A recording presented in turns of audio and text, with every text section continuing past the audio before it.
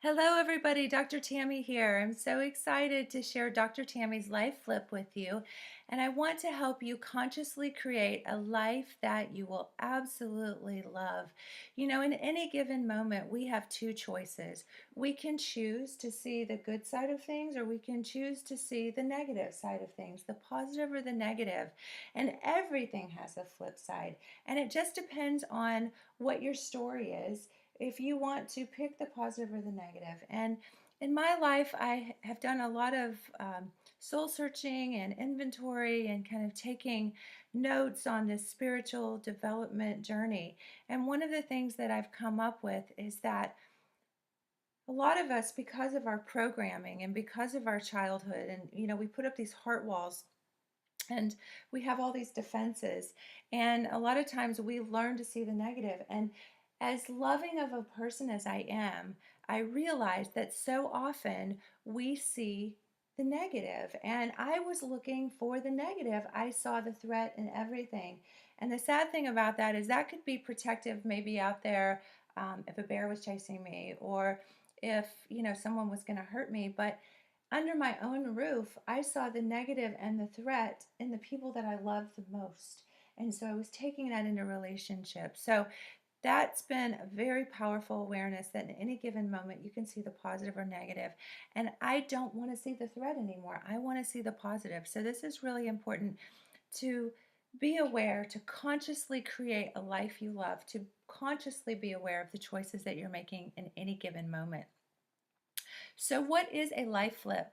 Well, when you change the way you see things, things change, which is a beautiful thing. When your energy is positive, when you have a positive vibration, that goes out and that's what comes back. And so, really, when we talk about the law of attraction, happiness is actually the ability to flip what you see to create the perfect day. And it depends on how you choose to see it and through what lens. And so, when you send out those positive vibrations, that is the vibration that comes back to you. Now, you may have some momentum going in a negative direction about negative things, and those things are still going to you've got that train moving in that direction. But what we want to do is we want to flip that, and we want to start being consciously aware of the things that we're thinking about so that we can start shifting them into a positive direction so that we can have more happiness in our lives, have better relationships.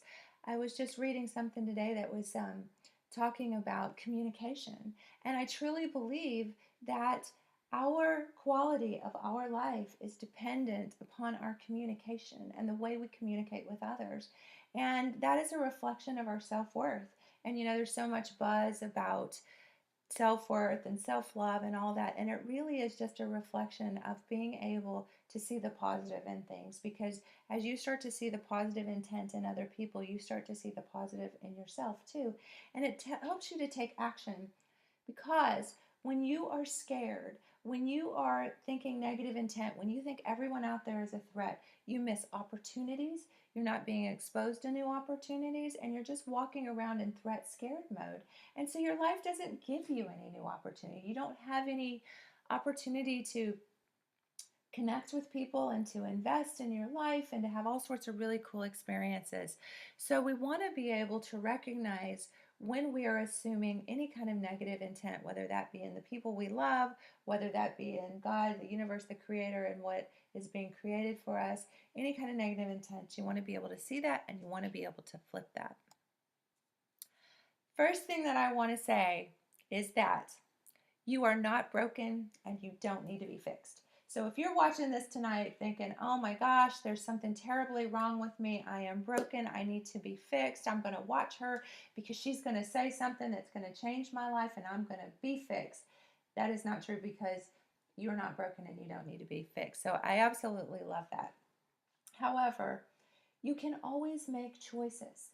And if you don't like the way life is showing up, you can change that. And you can continue to be a victim. You can continue to play out this life that you're living. And you can continue to see negative intent in other people. And you can continue to look for the threat. And you can continue to argue for your limitations.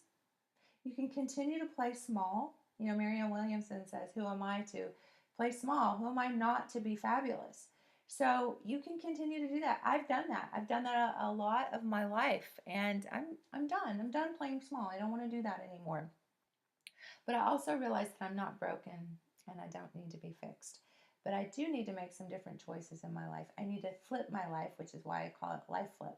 I need to flip my life and I need to look more at the positive intent in everything around me. So that really is a new process for me because I think I've spent the first 50 years of my life looking at negative intent, looking at things negatively. And I don't know where that came from exactly. I don't know if that was in my programming, my DNA, my parents, my grandparents. I don't know where all that comes from.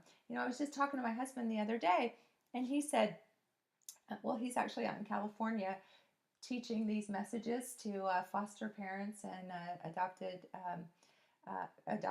parents, and he's so amazing. But I told him the other day that I thought it was interesting that our son, who's 13, seems to be doing a lot of emotional processing lately. And he said that there is this sort of a dumping that happens in that sort of 12, 13-year-old age range where we start dumping information. And so I asked him, I'm like, why do we hang on to all the negative stuff? And he said, well, it's protective, and on some level, I guess it is, maybe to our ancestors where there were lots of threats around, or maybe even, in the old days where, scarier things were happening. I don't know. But, we tend to keep a lot of that negative stuff, and maybe it is protective on some level. With all the assumed positive intent API stuff that's been going on lately, that movement that we've created, I think it's really interesting that people keep saying, well, what if someone's not really got positive intent? What if they're just, mean or nasty? And I'm like, it doesn't matter. The only thing that matters is your perception. And when you can flip things and look at the positive, that's when you can start to make different choices. So again, it's not about being broken. And it's not about needing to be fixed because you're not. So it really is about making some different choices. In the Life Flip modules that I'm creating, I'm going to be so excited to share this stuff with you. And I hope it is so powerful for you. And I want to make it available. And I'm going to record all these classes as I do them on Facebook Live. And I think it's so fun to be able to share this information with you. That sort of want to break this down into different things. And so I want to help you have the fullest, richest, most wonderful life possible. And so this has been really fun. I've been teaching this Life Flip class for, we usually teach one a week. And so I've been teaching this a couple of times now, and it's been really powerful what people have taken away. But in Module 1, I'm going to talk about conscious engineering. So that's what I'm going to do tonight, share with you. In Module 2, we're going to talk about creative sensorization, which is really cool because that is goal setting on steroids. So if you've ever set a goal and you had a problem sticking with it and staying with it, I'm going to teach you how to set goals using all of your sensory perception and making it really pop and come to life. And we're going to talk about vision boards and how delicious those are and all sorts of cool stuff. In Module 3, we're going to talk about self-discovery and branding yourself, which is really important because you've got a story. You've got a story about who you are, where you've been, where you've come from, and that story is what you keep sticking to. And that story is either serving you and it's pushing you forward into really delicious things, or that story's not serving you. So we might need to recreate a new story and brand yourself in that new story. I've branded myself as Dr. Tammy, and I've kind of got this persona, I'm the hormone queen, and all these different things that I've branded myself as. And now I really want to brand myself as a positive influencer. That when people think of me, they think, I want to spread this positivity movement that she started. So that's really what I want to move forward with my branding, and I hope you'll support me in that, and I hope all of you will be grand life flippers, APIers, that you will take this message forward, and that you will, we need so much positivity right now. We have the elections and so much negativity and all these shootings and all this craziness. If everybody would just flip their life, because the only thing you can change, right, the man in the mirror, the only thing you can change is you. And when you change you, everything else changes. So if we all change and we all assume positive intent, we can make such an impact. In Module 4, we talk about a redesign for your life, a new blueprint. Tony Robbins says that happiness is based on when our blueprint for what we think our life should look like matches what is actually happening. And we can should ourselves to death. I love that. I just shoulded myself. That's the worst thing you could do is should yourself, because I woke up from so many shoulds in my life and I changed everything about my life. So stop shoulding yourself. That's SHOULD, should. um, Module 5, we're going to talk about your story, and we're going to make a new one. We're going to flip that. And whatever you're dealing with, we're going to flip that story and make it a positive one that will serve you and that will help you move forward in your life. And Module 6 is going to be really cool. So I hope you'll watch all these Facebook Live posts, because Module 6 is going to be discover your passion. So if you feel stuck or you feel like there's something big that you're supposed to be doing, which I felt like that for a really long time, and I believe this is my something big that I'm supposed to be doing, being right here with you right now. This is my big. So I am so happy that I have stepped into my big and sharing this message with you. But whatever your passion is, we're going to find it. We're going to uncover it. I have lots of little sneaky backdoor tricks and tools that we're going to do throughout this process. And by the time you finish all these modules, it is just going to look so delicious. Your life is going to look so different, and I can't wait to hear your stories and how this has impacted you and changed your life. So I just love you all, and I just want so much for you to have that passion in your life, to have that enjoyment, and to see every day as you can't wait to get out of bed. You can't wait to experience life. So, like I say, you're not broken, you don't need fixed, but if you have a life that's not exactly what you want it to be right now and you need to make some different choices, then that's what I hope this helps you with. If you want your life to look different than it is right now, if you feel overwhelmed by life, if you feel like you try really hard and nothing really works, maybe you don't completely love your life, or you feel like the harder you try, you just can't seem to make the changes that you need. Or maybe you just want a richer life. It can always be even more delicious. So, no matter what your life looks like right now, I think that we can always learn from things. And I am a constant student of life. So, I can't wait to hear all the comments and things that you guys have to share, that we can share with a community of positive intention people and really move that forward. And maybe you just want more love, enjoyment, energy, or abundance. Who doesn't, right?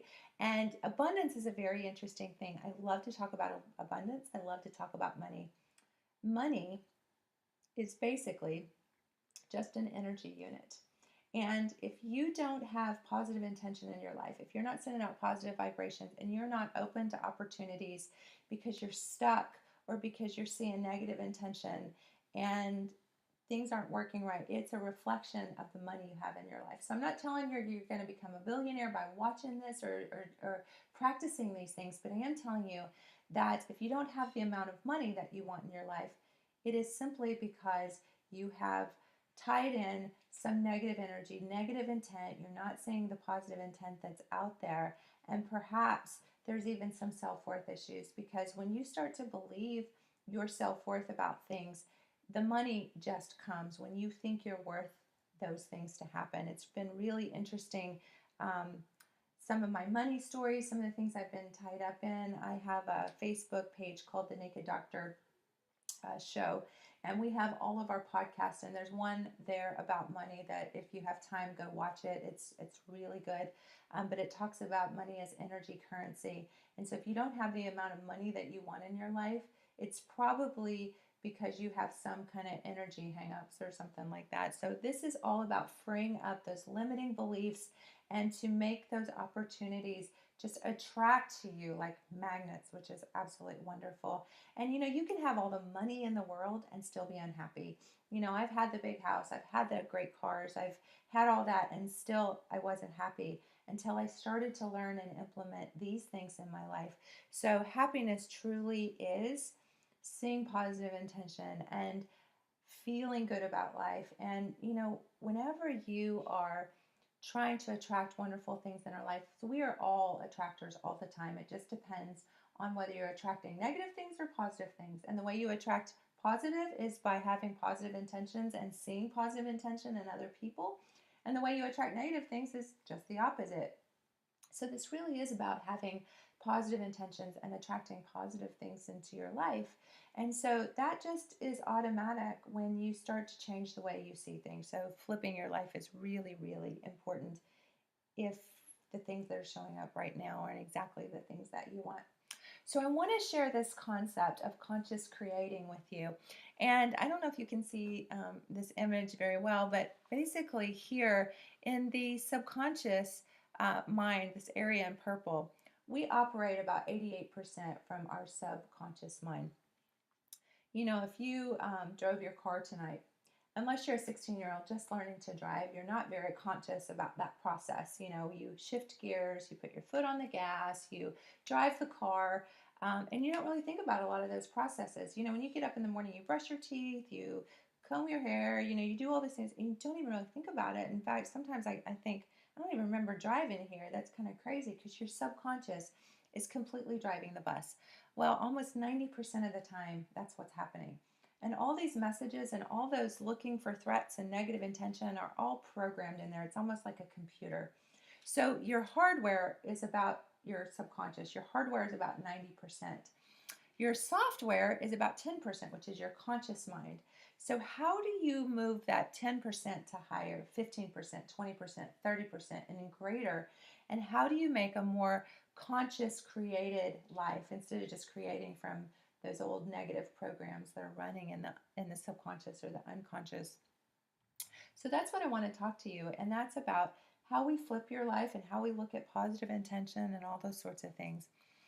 So this is a really interesting concept that I came up with, and basically I like to make things really simple. So I broke this down into 4 stages. And the first stage is what I call this primitive consciousness. And if you think about this primitive consciousness, basically this is on the continuum of fear to love. My husband teaches fear to love. He's the love guru, and he's always talking about it's either fear or it's love. It's either love or it's noise. And in any relationship, if you've ever fought with anybody, a fight is basically not a loving situation, right? And whenever someone's operating out of fear or noise, it's basically a cry for help. So if you can look at your spouse next time you have a fight and you can see them as a scared little boy or a scared little girl crying for help to want to improve communication with you, it's a much different scenario. If you assume positive intent in them, it is a much different scenario than if you just get defensive and you just keep more of the noise and the fear going. So that can be really, really powerful. So stage 1 is this reactionary. It's kind of caveman. It's very primitive thinking. It's very brainstem associated, and it's just very unconscious, and it's just where you believe that things just happen. In stage 2, this is more of an infant consciousness, and this is more of a victim type stage. So if you've ever felt like a victim or you feel like a victim anywhere in your life, this is stage 2. And there's a lot of rules here. And rules can serve us, right?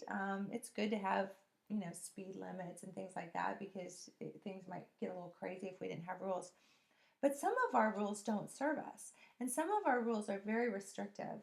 And when we are taught to stay very rule centered, and you know that can be a good thing, I guess, but if we don't ask those big questions, we just get stuck in these rules and conformity, and they don't make any sense, and then we start to feel like a victim, and it's like, you know, we live our whole lives from this victim lens.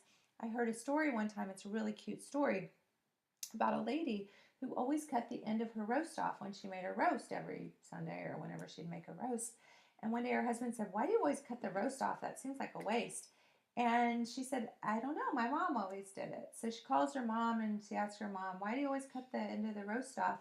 And the mom says, "I don't know." She said, "Because your grandma always did it." So she calls her grandma and her grandma says, "My pan was too small." So they always cut the end of the roast off from an outdated process, from an outdated belief, from something that didn't even serve them, and it just kind of carried forward. So sometimes we continue these outdated rules and we stay very restricted in our lives. So you might just look in your life where you've made rules and constraints and the things that you tell yourself, and sometimes we even like fabricate these things about the way our life should look. There's going shoulding again. Um, these rules and these conformities that just don't make sense, and they just don't fit us. They might have fit someone else, but they don't fit us. And so, if the shoe doesn't fit, then don't be like squeezing into it. So, in this stage 2, there's a lot of overwhelm and blame. So, I'm going to teach you some very specific techniques to know which stage you're in and how to move into the higher, more conscious, wonderful creating stages. But this is very subtle. So across the bottom here, it says in stage 1, things happen. So it's very primitive, like caveman, things are just happening. In stage 2, things are happening to me. So if you ever feel like a victim, like things just happen to me all the time, like I have the worst luck, I don't understand. Bad things always just happen to me. My son just asked me this evening, I guess they learned about it in school. He said, Mom, what's Murphy's Law? And I said, honey, Murphy's Law is stage 2. He knows all about the stage 2. We speak this language in our house, which is really fun. So you can share this with your family and you can adopt this language about these stages because it's really interesting to know what stage you're in. And so I said, honey, Murphy's Law is very stage 2. Murphy's Law says anything that can go wrong will go wrong. So people in stage 2 are always looking for the negative intent. And the law of attraction, you will continue to get a whole lot more of that. So things will continue to keep happening to you as long as you believe that they are. In stage 3, this is a very mature stage, and it is where intuition, the law of attraction, inspired action happens, where you create really cool things. So if you've ever seen anybody who's ever really created something awesome, like I saw this documentary on John Grisham the other night, and he writes all these books and invents all these characters. That's very inspired action that he takes. So he's in stage 3 a lot. Prince, the musician, he wrote music. He called it the river of music that he would tap into. So if you want to tap into the really cool creative stuff, if you have a book in you that you want to write, or you have a song in you that you want to write, or you want to do something really creative, paint a picture, you have to be in stage 3. And if you've ever done anything that's really creative, like you were painting or drawing or playing music, and you forget time just seems to just go away. That's stage 3 when you're in there, because you just you forget time, like kind of right now. I just kind of forget time because I'm just kind of in this space of doing what I love and enjoy. And so I'm, loving kind of being in stage 3 right now, which is wonderful. In stage 3, you believe that things happen for you, which is beautiful. And even when, quote, things unwanted show up in your life, they're still happening for you. Sometimes when you want something to change, like you have a job that you don't like, and you just think, oh, I hate that job, and you keep focusing on all the negative things of the job. Well, eventually, you're going to create enough negativity that you're going to get fired, right? Well, so many people like create the storm and then get mad when it rains. I love that saying. And so, I think it's really important that you're aware of what you're creating around you, because you're creating all the time, whether it's positive or negative. But then you get fired, and then you want to like lay around and be a victim and go, oh, I got fired. Instead of thinking, oh, this is a great opportunity for me to go find my passion, find the job I actually love, and do something that inspires me. That, happiness is truly only when you are creating. I was just talking to somebody about that the other day, that creating is what we're here to do. We are creators, we are an extension of the Creator.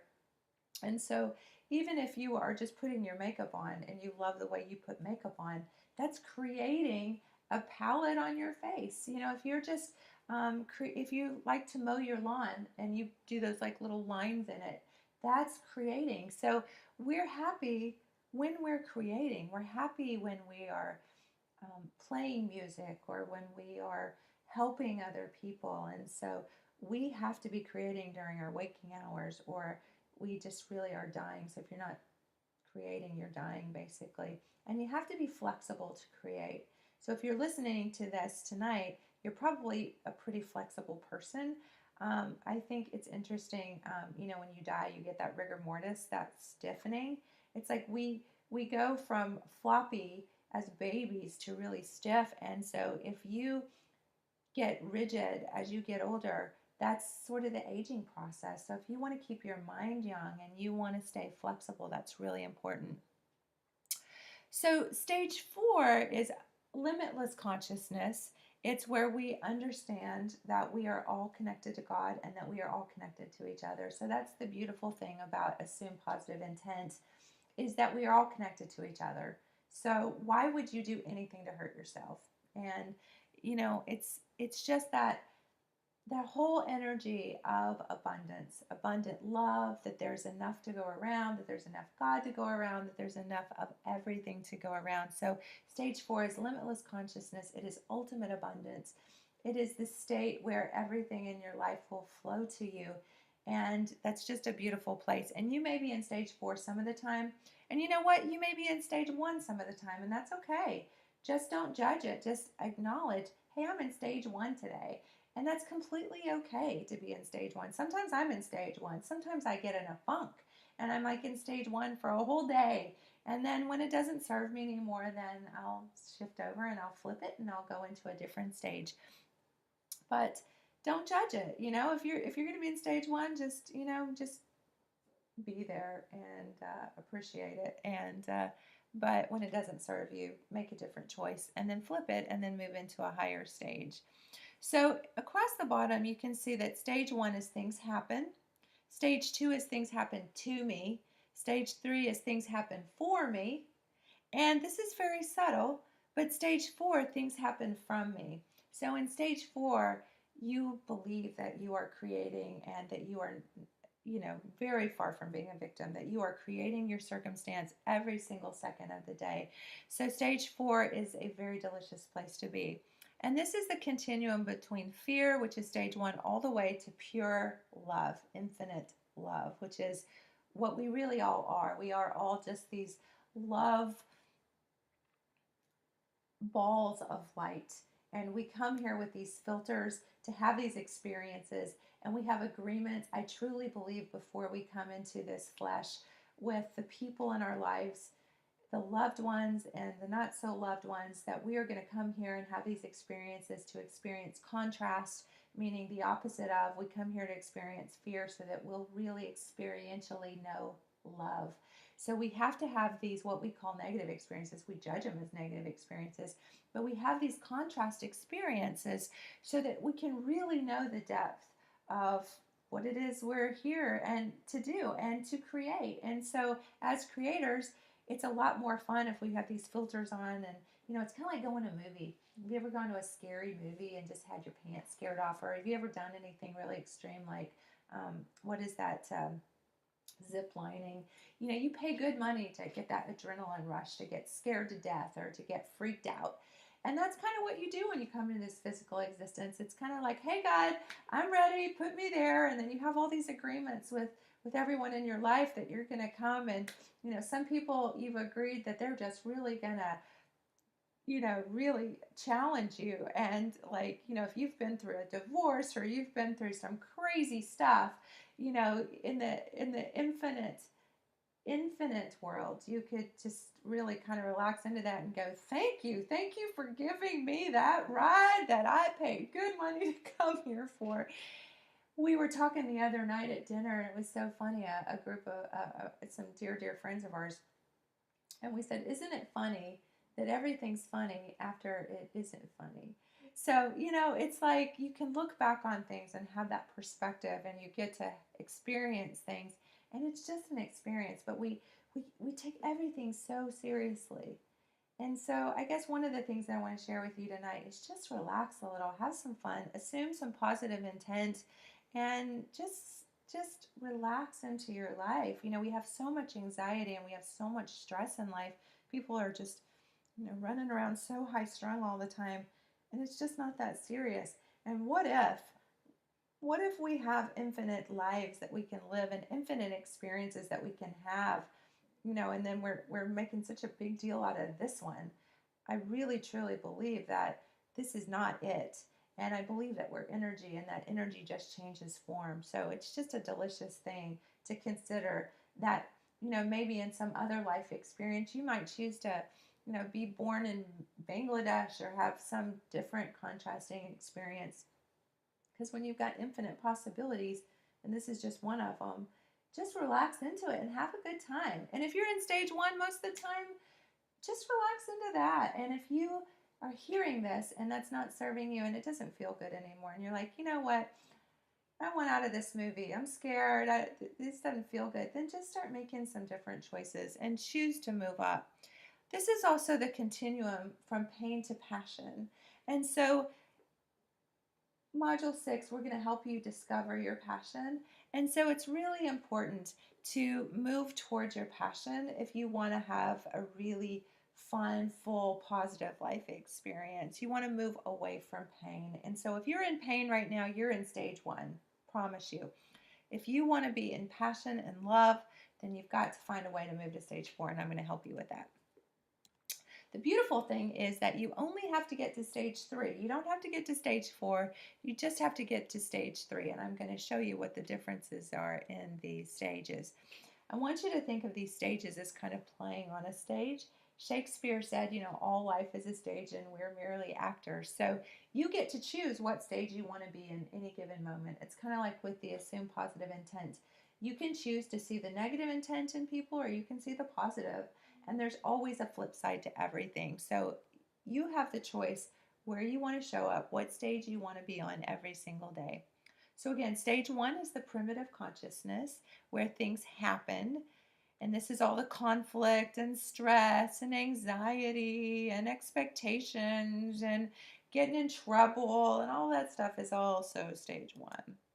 And it's fight or flight. So if you've ever heard of fight or flight, that's your adrenal glands squeezing. And when you stay in stage 1 long enough, you'll probably end up in my office trying to get your hormones lined out. So I recommend that you work on this stuff so that you can make some different choices before your adrenal glands get completely tanked.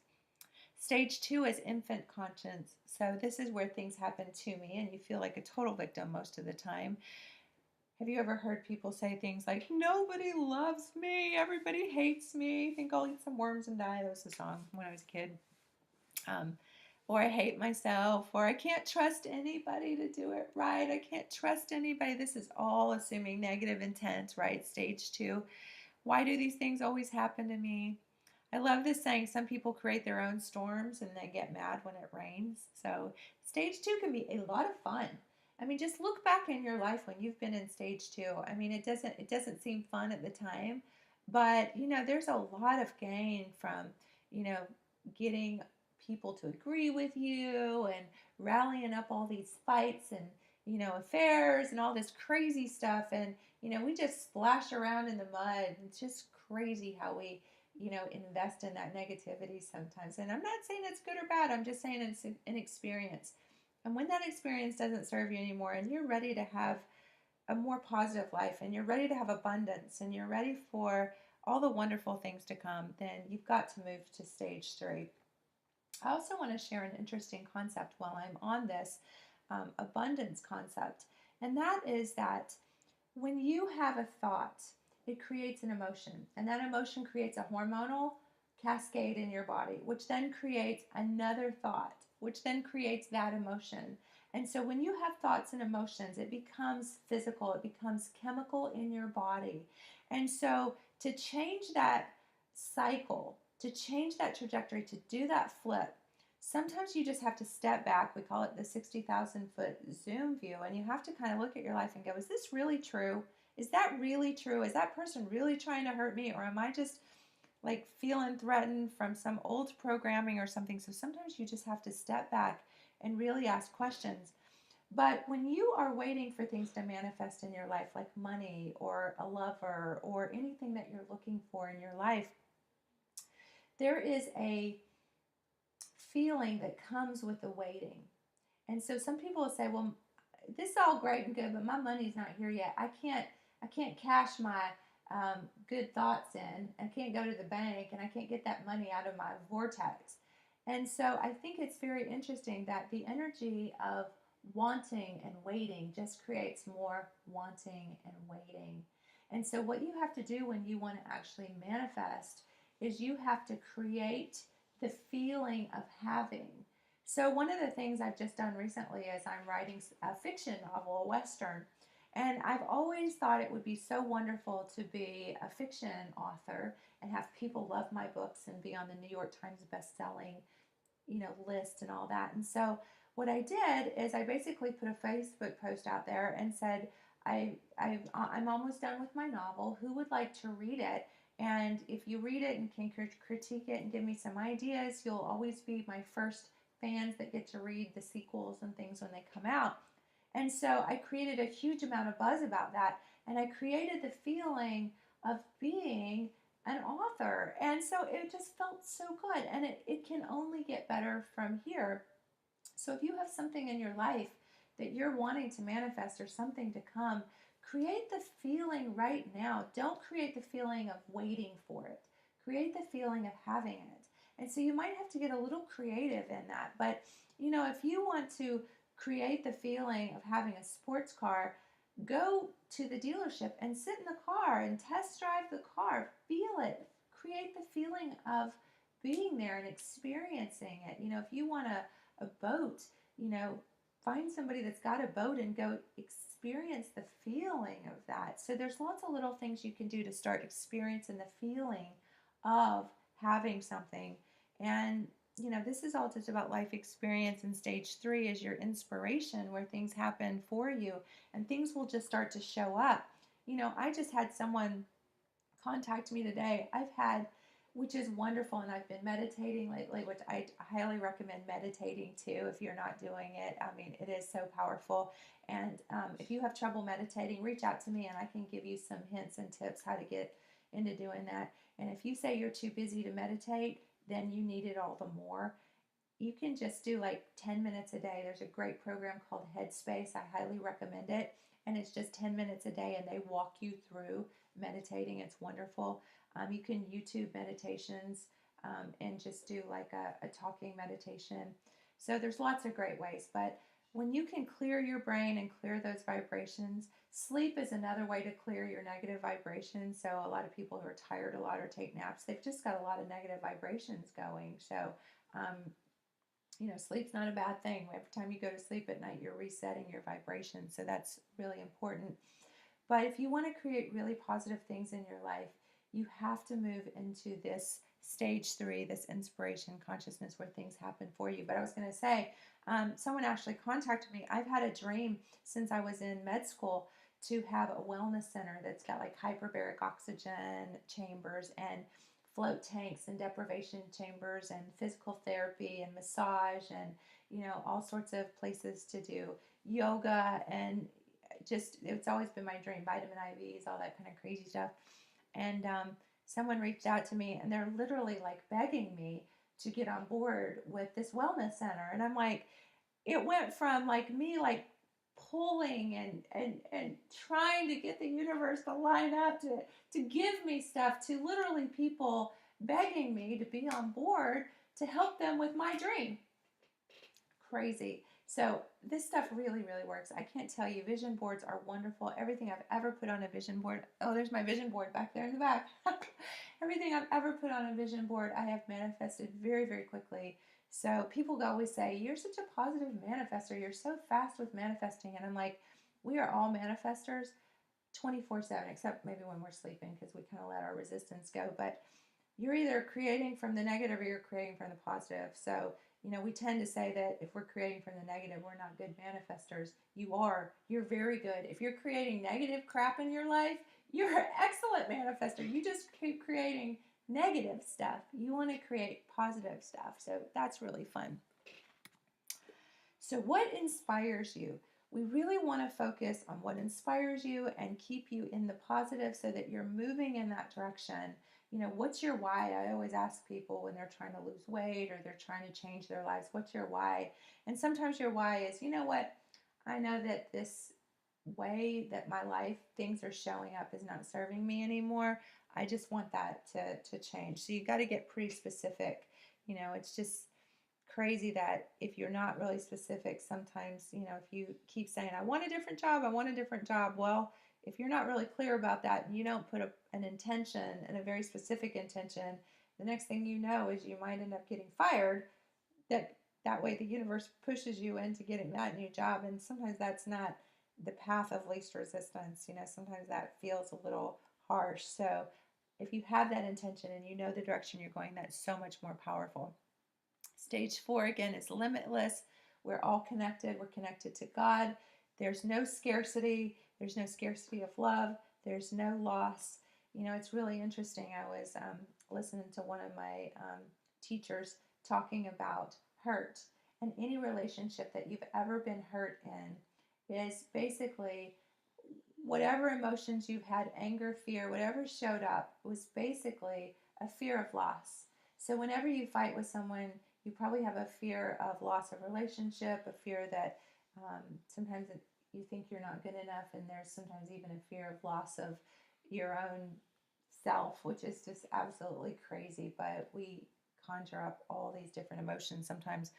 But the fear of loss can cause a lot of pain in our life, and there really is no loss. That's a myth. You can't lose anything. You're just energy. You come in here naked and you'll leave naked, and your energy will change some other form. So it's like there's never any loss. And I always tell people when they're really struggling, be easy on yourself. Just take it down a notch, because you never get it wrong and you never get it done. So just be easy on yourself. It's just an experience, and hopefully a good experience. So again, conscious engineering is looking at the stages, being aware of what stage you're in, and hopefully moving from fear to love, or from pain to passion, from a very reactive mode to a very inspired mode. And we want to stay in the inspired mode. So I love this little chart, and I'll make this available so that you guys can get this. It's in my book, Dr. Tammy's Life Flip, that's available on Amazon. I'm not trying to push my book, but all these little worksheets and everything are in there. But I will make them available somehow on some link that I'll put on. I think I've got some different places I can do that, like a bit.ly or something like that. So please let me know if you really want this right away, and I'll move on that. So that'll remind me to get these on so you can have access to these.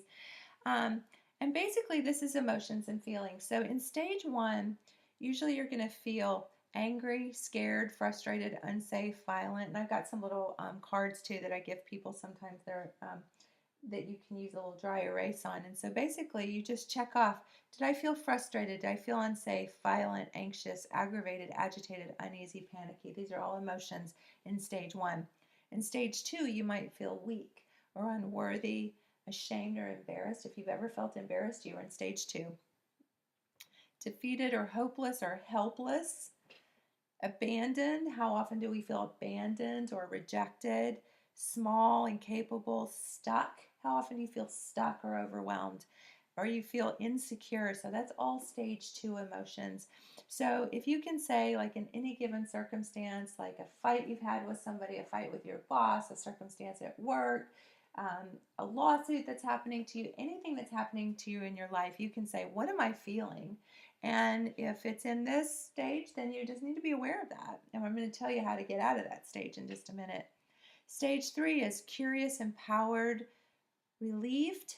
Have you ever felt relieved? So like sometimes like you just lost your job. Well, if you felt relieved, you're in stage 3. If you felt frustrated or angry or scared, then you were in stage 1. So as soon as you can flip that and you can start to move into higher stages, a new job, a new opportunity is going to show up for you.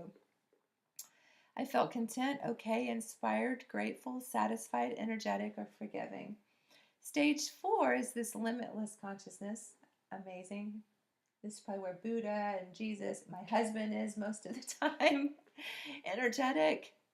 I felt true inner peace. I felt connected, abundant. I felt safe. I felt ecstatic, strong. Imagine a circumstance in your life where you lose your job and you could actually feel abundant. You'd be like in stage 4. Wow, can you imagine having negative things, or we judge them as negative, showing up and being able to feel creative or strong or happy or ecstatic in the face of really what we would judge as not so good stuff. So you can kind of pick off where you're at, and then we want to move to a higher stage of feeling. This is an actions and behaviors chart, and in this chart, basically it's actions and behavior. So in stage one, it's all things like exploded, yelled, got physically violent. If you spank your kids, you're in stage one. And if you hurt anybody or if you are in domestic violence, that's all stage one crap. If you broke something, ran away, if you hurt yourself with drugs or alcohol, or you have an addictive behavior, which this is all wonderful for addictions because it really helps you understand that it's all a choice. It's all stage one stuff. If you cussed somebody out, if you threaten someone, hurt someone, tore up property, teenagers do that kind of stuff a lot. So you could educate your teenagers about these stages to help them make more conscious decisions. Stage two is the infant victim consciousness, where you just feel like a victim, very conformity, rules, all that kind of stuff. But basically, when you're in stage two, you blame someone or blame something, you shut down, because fight or flight is stage one, and then fight, flight, or freeze is stage two. So if you freeze or shut down, or you just avoid contact, a lot of times people do that when they're stressed. If you complain, and I will tell you that the fastest ticket to stage two is complaining. You cannot complain ever, ever, ever, ever. You have to take a complaining fast. Sorry. But if you like your life the way it is with all this stuff that's showing up the way it is, go ahead, complain all you want. But if you want it to change and you want really cool stuff showing up, you want the cool lake houses and the Lamborghinis and the boats and all that cool abundant stuff, you cannot complain. So you got to make your choice. It's like one day I had a patient who had ALS who was dying basically, and he's like, I don't know if I can give up my Twinkies because I'm telling him it's all those preservatives and stuff causing your autoimmune condition and it's killing you. And I said, you have a choice. You can go to this macrobiotic diet and we can help you get well. And he's like, I can't give up my Little Debbie's and my Pepsis. And I'm like, that's your choice.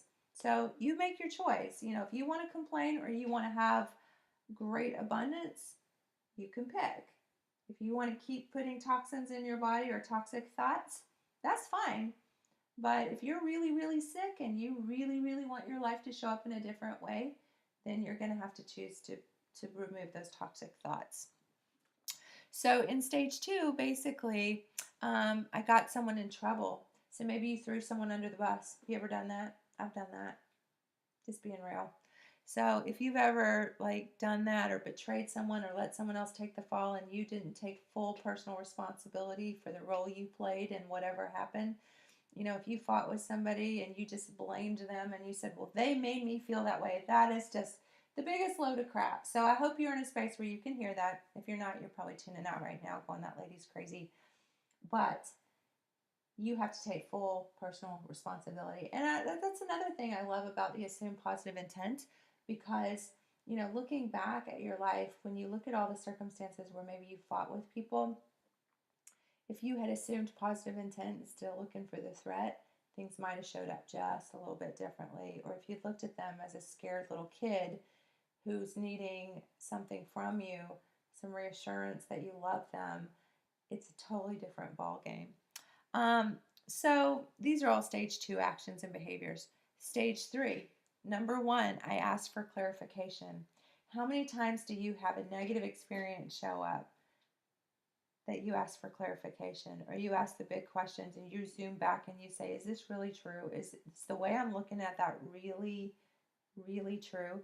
So asking for clarification is stage three. Remember, stage three is where the magic happens. So if you have a situation that shows up in your life that maybe is not wanted, contrast, ask for clarification, clear that up.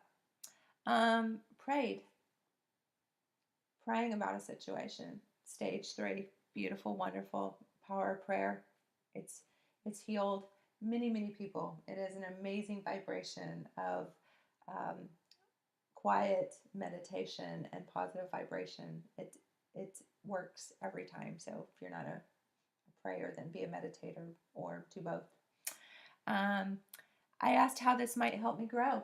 So if it's a situation that showed up that may not be wanted, when you can look at it from the positive and say, wow, that made me a stronger person, or that made me a better dad. I just had somebody post on Facebook today that their dad was unkind to them growing up, and I was just like, But I bet you're a really good dad now because you know that contrast. I asked authentic, truth seeking questions. I took personal responsibility for the role that I played in that. I forgave myself. I tried to see the situation another way. I focused on something that made me feel good: music, art, um, breathing exercises, things like that. I focused on asking myself, is this really, really true?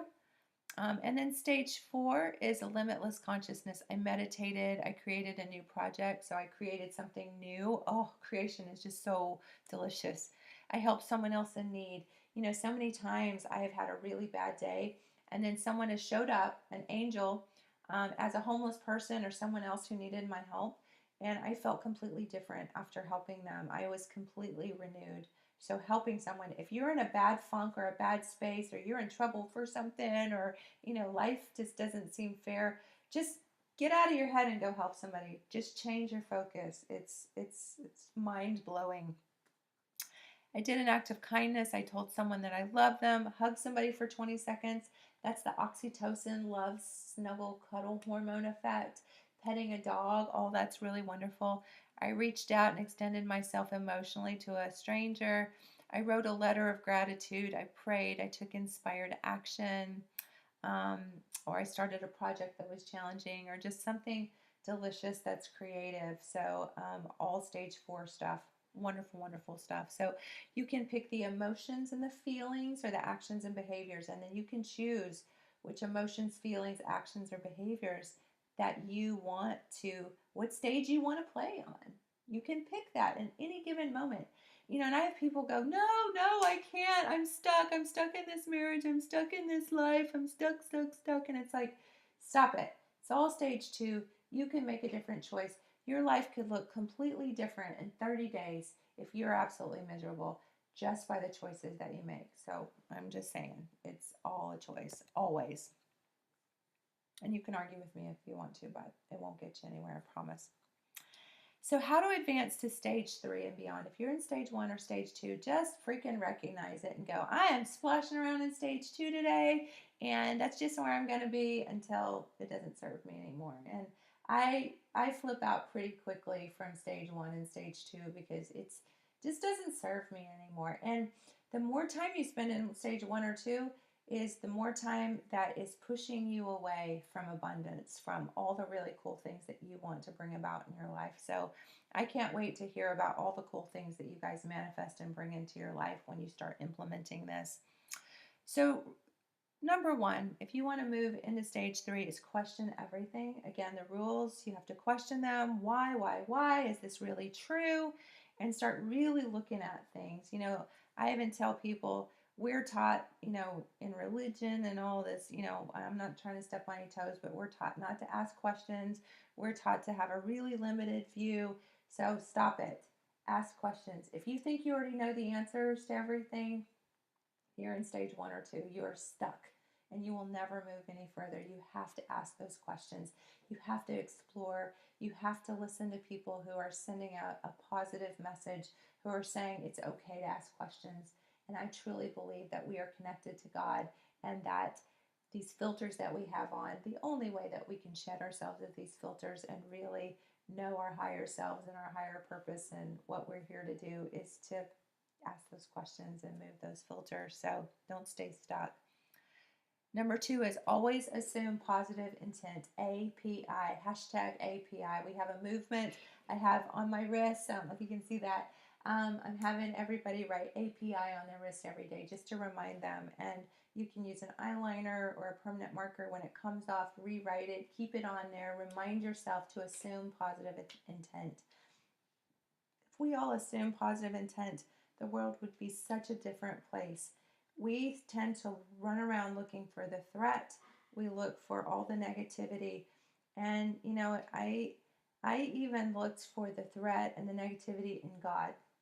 And that's not a good thing to do, because that really pinches off your abundance and the connection to the creator that created the universe. And so now I assume positive intent with God, that no matter what happens, it's all part of the purpose of the design here, that I'm here to have this experience. I used to tease my husband. I was like, I think God lost my file. I'm like, I'm so overwhelmed. And then I realized as I went through this process how stage 1 and stage 2 I was, and how I was not assuming positive intent. So it's really, really important. Help us make this go viral and create a movement. It's just so delicious, so wonderful. Number 3 is breathe. We forget to breathe. Breathing is really, really important. What do you do when you're stressed? You stop breathing. You ever notice that? Somebody gives you bad news.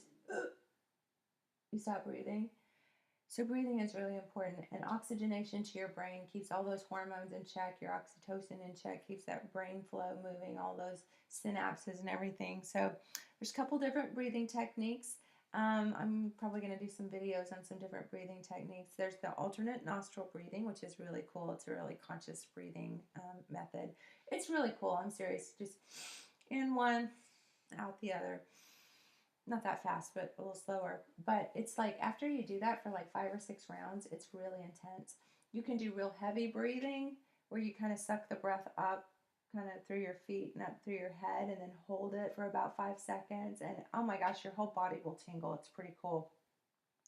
There's the 4-7-8 breathing, which is breathing in for 4, holding it for 7, and out for 8. So that's just a real slow, mindful breathing, and it just kind of brings you conscious. When you're unconsciously reacting, the breathing will make you conscious, and breathing is a part of meditating too because it keeps your thoughts kind of reined in a little bit, which is cool, focusing on your breathing.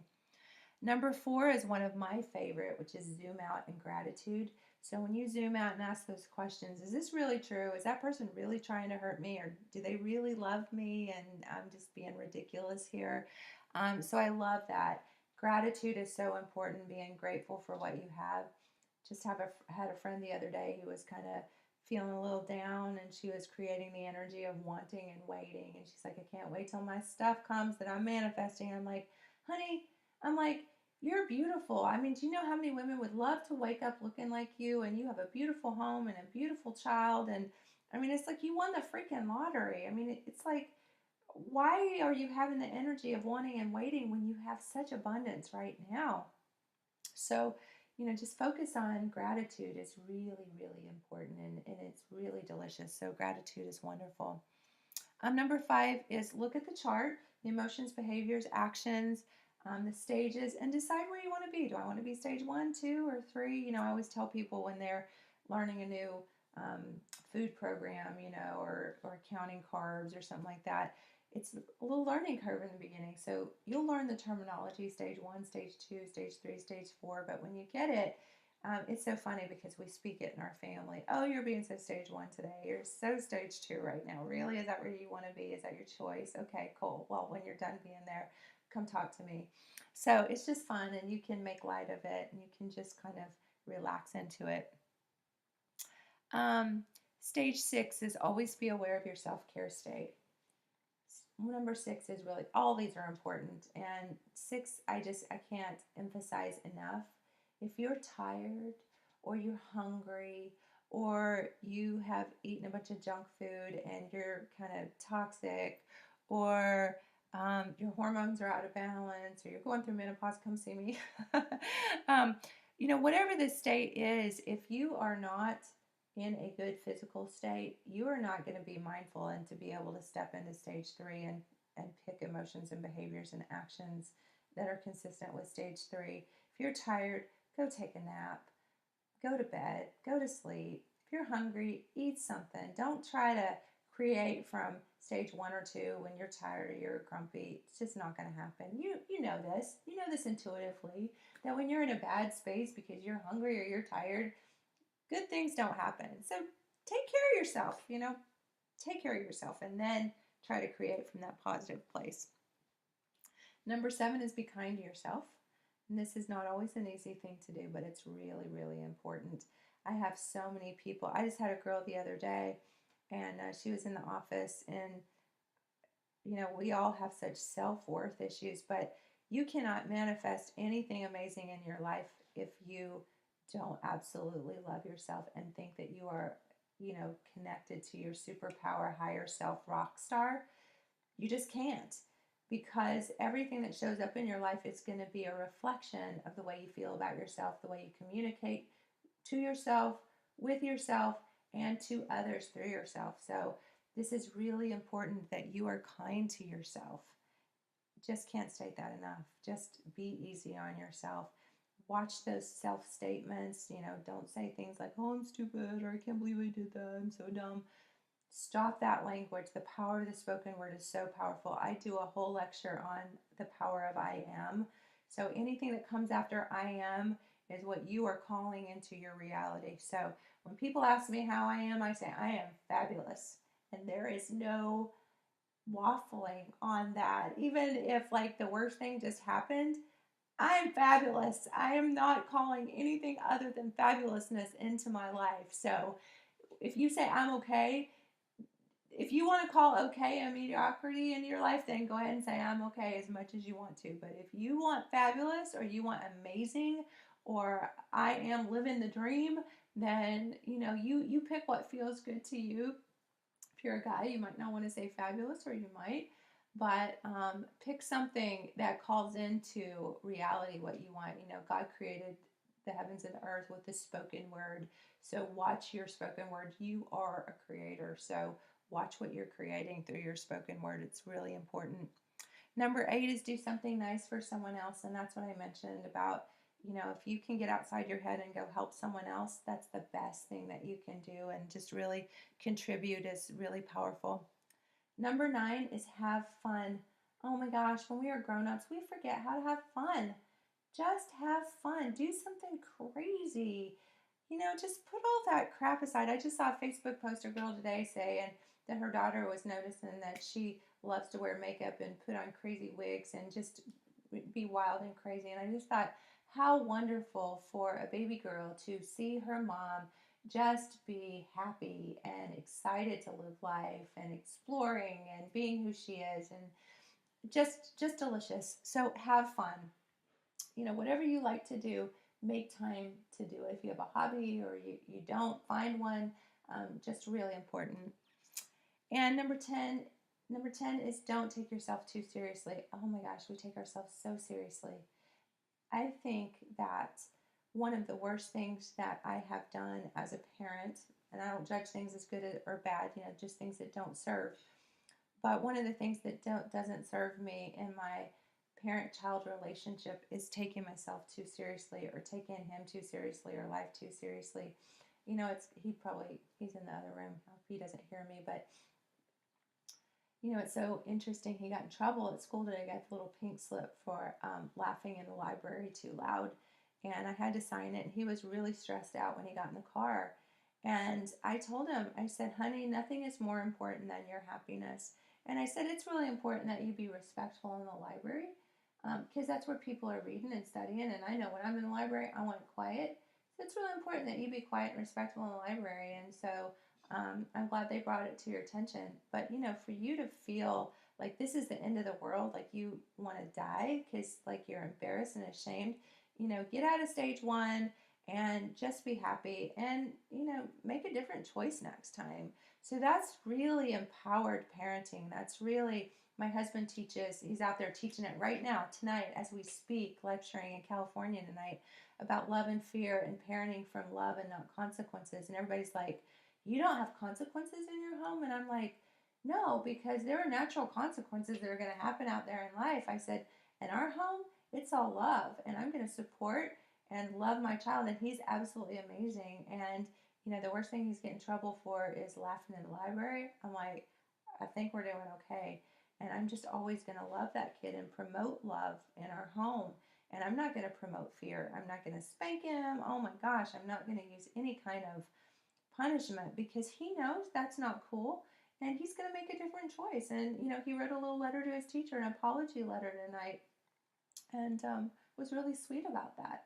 So I just think empowered parenting is so much better than fear-based. I grew up with fear-based parenting, with spankings and stage 1 stuff, and it wasn't fun, and it didn't serve me, and there's nothing cool about that. It's a lot of contrast that, and I don't want to go there, but a lot of people experience that. And so when that doesn't serve you, and when you see that you want to have a different experience, then you have to choose something different. So don't take yourself too seriously and don't take others too seriously either. Quick summary. Number one is question everything. Einstein questioned everything.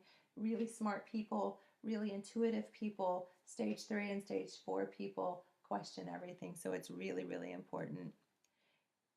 Number two, always assume positive intent. I almost think this is the most beautiful, wonderful, simple thing. If you take nothing away from tonight but API, assume positive intent in every relationship, especially the ones in the loved ones under your own roof.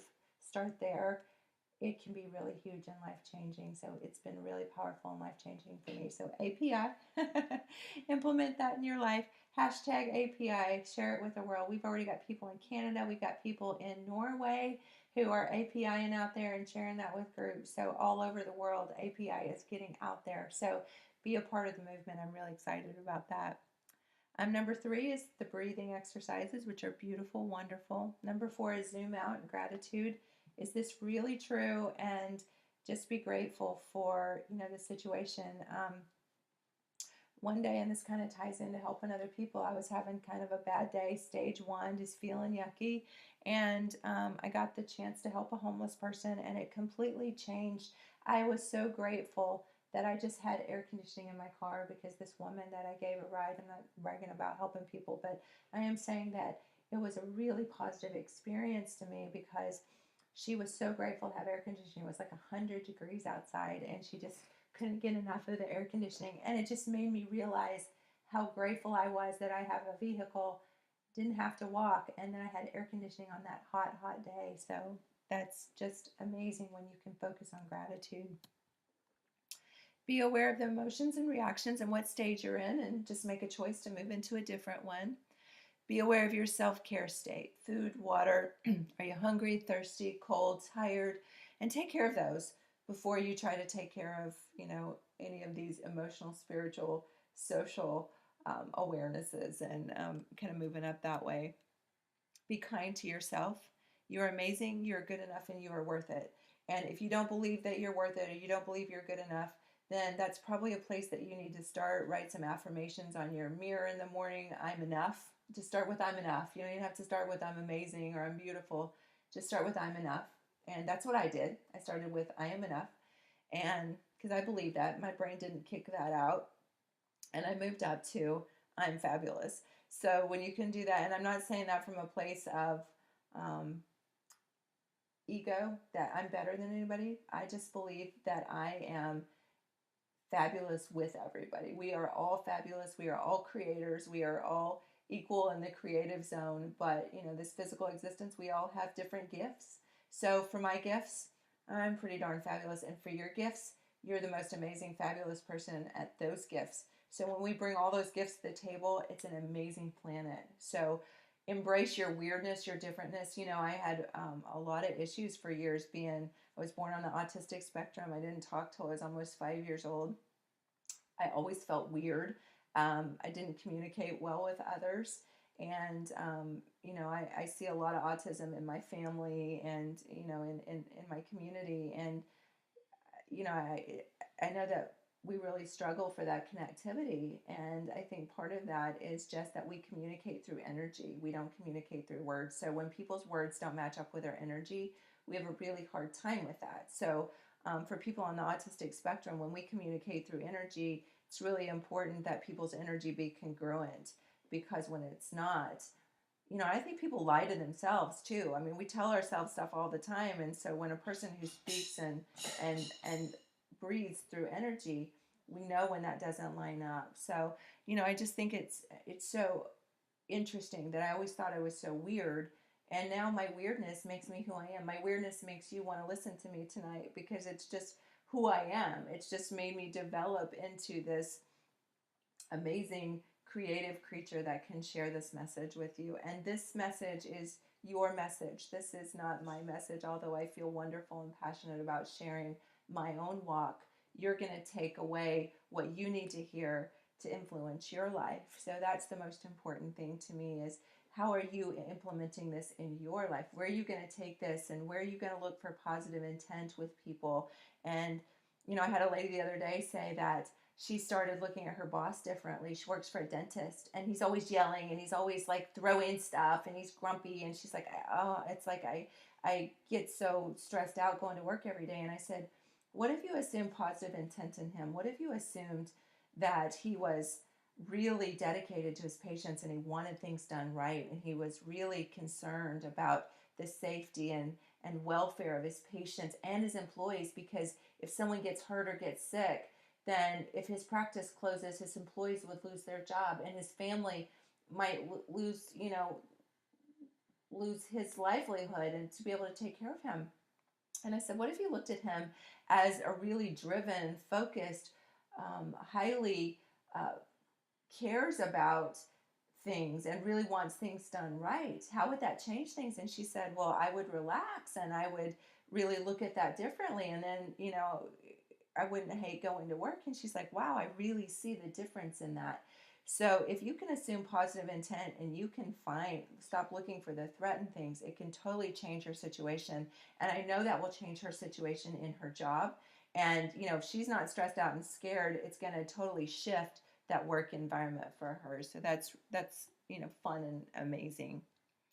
I love this Dr. Emoto's water experiment. I don't know if you can see this very well, but Google that if you get a minute. Dr. Emoto, Emotos, water experiment. And basically what he did was he took water molecules and he said kind words to them or unkind words to them. And then he looked at them under an electron microscope. And the kind words were really pretty. They look like snowflakes. They look really organized. And love is organized. Love is beautiful. Love is creative. Love is organized. And I said organized already, but love is just connected, and it has purpose, and it fits. And unkind things are chaotic and split. And I'm not judging them as good or bad. I'm just saying they're chaotic and split and disorganized. And you can't create in that mode. Nothing fits together. If you tried to build a building with a bunch of disorganized, chaotic bricks, you'd get probably not a very stable or cool building. So if you create from positivity, you get this really beautiful structure. And when you create from negativity, you get this chaotic, moth-eaten, and you think about your water molecules in your body, you're almost, I've heard different statistics on that, but some people say 70 to 90% water in your body. And so you think about the way you talk to yourself. If you talk to yourself positive or negative, or you talk to your children positive or negative, what are you doing to the structure of the water molecules? And if that's upwards towards 90% of your structure, you're not creating a very stable structure. So we're looking at disease, we're looking at aging, we're looking at negative intent and negative feelings, and then you can't create very positive things from that space. And you can be a really good manifester, but you'll manifest really probably not so comfortable things in your life. So it's really important that you're kind to yourself, that you speak kind words to yourself. And if you're not, really consider what you need to do differently to start bringing more love and kindness to yourself, because you can't be kind and loving to anybody else until you can be kind and loving to yourself. So it's really important. If you are challenged with self-love, like I say, one of the first things you can do is you can just practice I am enough. And then what I usually have people do is make a list of things that they like about themselves and focus on that list. If you have a job that you don't like, I have people make a list of the things they like at that job. And sometimes people say, I don't like anything about it. There's nothing. And there's always something. You can always find some positive in something. If it's a job you don't like, do they pay you? Do they pay you well? Do they give you insurance? Is it close to your house? I mean, there's always something that you can focus on the positive. There's always a way that you can flip it and that you can look at things. One day I had a taco salad delivered, and it was like a $10 or $12 taco salad. It was kind of expensive. And when I got it, all the tortilla chips were all crumpled up, and I was like, oh my gosh, they delivered this salad to me with these, the bottom of the bag of the tortilla chips, really? And then as I was sprinkling them on the salad, I thought, oh, they crumpled my chips up for me. So you have a choice in any given moment to see the negative bottom of the bag tortilla chips, or to see they crumbled them up for me. You really do. And I felt completely different when I chose to see the positive intent in the people who had made my taco salad for me. So I didn't feel victimized. I didn't feel stage 2 anymore. I felt more creative. I felt more loving. And then the rest of my day went really well. So anyway, Talk to yourself kindly. It's really important. Do something nice for someone else. Pay it forward. That's always nice when you can pay for somebody's stuff, behind you in the line or something. Not that you have to do that all the time, but doing kind things for people is really, really important. And it just helps you get outside of your head and look at positive intent sometimes, and it just feels really good. Number 9 is have fun. Again, do something that you really, really enjoy. Don't let the shoulds get to you. Stop shoulding on yourself. I should be working right now. If you're really stressed or you don't feel good or you're in stage 1 or 2, get your butt up from the computer, whatever you're should be doing, and go outside and jump on the trampoline or do something fun for a minute. Take a walk, because you're no good to yourself. You're not creating in that stage, and you just need to really do something to have some fun. Call somebody that makes you laugh. I have a sister-in-law, ex-sister-in-law, who's absolutely amazing. She always makes me laugh, so I just call her when I need to laugh. And don't take yourself too seriously. That's me, Groucho Marx in there. So I want to ask you, what one inspired action could you take today? And what stage would you have to be in to do that? And how can you get into that stage? And how can you assume some positive intent in your life so you can start moving there? So start thinking about your why and what you'd like to show up in your life. Abundance. Is that more love, a relationship, more money? I was talking to a friend the other day who said, I got to work on myself. I got to fix myself because nobody's going to want me like this. And I really want a relationship. I really want a loving relationship. I want a man in my life. And I said, you know what? The whole purpose of a relationship is to reflect and look at areas of you that need healed. So if you're in that space, you're not broken and you don't need fixed. You may need to make some different choices. But relationship is about love and looking for positive intent in other people and healing those parts in your contrast that don't serve you anymore. So relationship will show up for you as soon as you see it as not this thing out there that you're waiting for, that you got to get fixed and ready for. And stop punishing yourself and just step into love and relationship. I had a dear friend not too long ago who said, basically he was punishing himself for failed relationships. And I'm like, that's ridiculous. And I said, I say that from the most loving place. I do not mean any offense by that, but it's ridiculous for you to punish yourself. I mean, that's just stage 1. Move into stage 3. Find a chick that you dig and go hang out. And he's married. This was probably less than 2 months ago we had this conversation. He's married now. And they have a wonderful soulmate, amazing creative relationship. So it's that fast. Within 2 months, when you get your head out of your butt and you start creating from stage 3, it can happen that fast. So we're not talking about you're going to have to wait and all this stuff's going to have to line up. No, it's fast. It's really, really fast. So it's cool. I want to just remind you that your quality of life is determined by your self-worth. So you've got to look at that self-talk. Remember those water molecules. You want good, solid construction in your soul, in the way that you create. Communication starts with yourself. Your intentions are either love or fear, and you've got to clean that up. And, fake it till you make it. That's okay. Just API, assume positive intent in everybody. Remind yourself, put it on your hand. And remember that the meaning you give your life will shape your destiny. So all the torture or all the punishment or everything that's rolling around in your head is a choice. And when you get out of that and you decide that life is going to look different for you, then your destiny is going to change. It's all very, very powerful. So it's really important that the meaning you give things in your life are going to shape your destiny. So I suggest that you look at giving things in your life a different meaning. Remember that all hurt stems from a sense of loss, and you've got to flip that. There is no loss. There's absolutely no loss. You have everything that you need to create. You have everything you need to get to stage 3. It's just a choice. It's kind of like Dorothy's slippers. You had them all along. All you need to do is just click your heels and say, I want to go home. You just make a different choice.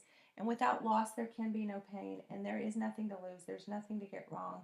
There's nothing broken about you. Nothing needs to be fixed. You might need to make some different choices if you don't like what's showing up, to flip that, to look at the positive side of things, to API it. But there is no loss, and you can't ever lose anything, and we are all connected to each other. So even when loved ones die, they're still there, and you know that. They show up. You know, my dad shows up all the time. He died when I was 19. He's with me all the time, all the time. And you know, it's not like I see dead people, but his energy is all around me. So people don't die. That's crazy. So don't think that. They're always here. Their energy is always here. So if you feel like, oh my gosh, I can't move on because I've lost someone I love, talk to them. Tell them you love them. I mean, it's just you got to tune into that dial to be able to communicate with the energy of everything that is and ever was. It's all here. Nothing changes. Nothing goes away. Now, you can choose to push it away. You can choose to pinch it off. But when you stop choosing that, everything changes. Okay, thanks for staying with me tonight. Those of you who stayed the whole time, I'm so proud. That's just wonderful, and I truly hope that there was an inspired message. I always say a little prayer before I do things like this, that God will speak through me to you, that you heard something tonight that resonated with you, that can change your life, that you can take into the week and feel empowered by. It's just a choice. It is just a choice to assume positive intent in God, the universe, in yourself, in others.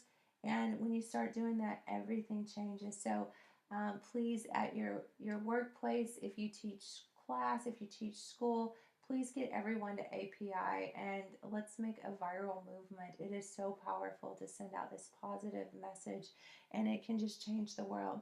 So the next module I'm going to do, and I'm not doing these in any rhyme or reason, but you can always go back and watch these on my Facebook page, and I'm posting things all over the place. So if you have a hard time finding them, just let me know, and I'll try to let you know where to find them. I'm going to put these on YouTube as well, so they'll be hard copy archived, and you can find them there.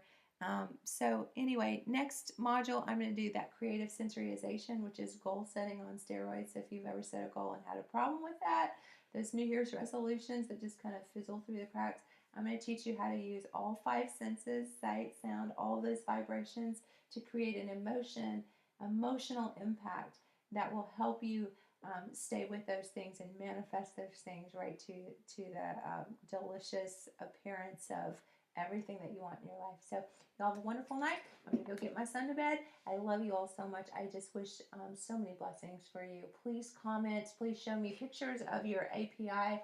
Post them on my Facebook and share the crap out of everything you can with this positive message, and just share the love, and let's change this planet. We are ripe for so many things. You know, all these aligning things, all these blood moons that have been showing up are no coincidence. And there is a great transformation coming about, and there is a great positive message that we can make these choices to have fun and splash around deliciously in the flesh and have experiences that don't have to be those contrasting experiences. If we choose them not to be, it can be all light and love and abundance. So join me on the journey. It's going to be totally fun. It will blow you away, and I can't wait to hear your stories. So please post your stories on social media, Facebook. Let me know how you're doing. I'll try to respond to everybody. That's really important to me. I'll try to like your comments, and I'll try to respond to everything that I can, but they are flooding in like crazy. This is going viral. So I apologize if I don't get to everybody, but please know that I send light and love and positive intention and blessings to all of you. So, all right, I'll see you when I do the next Facebook Live. You'll have a great night, sweet dreams, and make it happen. API. Love you guys.